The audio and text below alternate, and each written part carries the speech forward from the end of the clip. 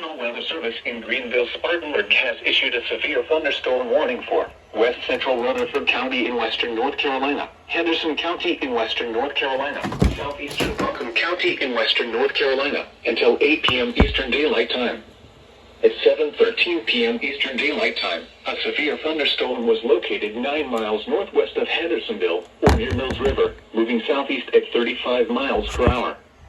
Hazard, 60 miles per hour wind gusts and penny-sized hail. Source, radar indicated. Impact, expects damage to trees and power lines.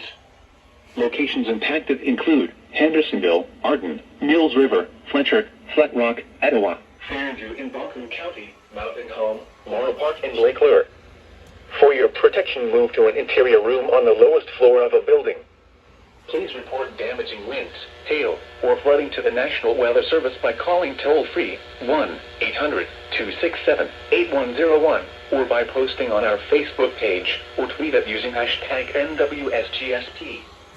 Your message should describe the event and the specific location where it occurred.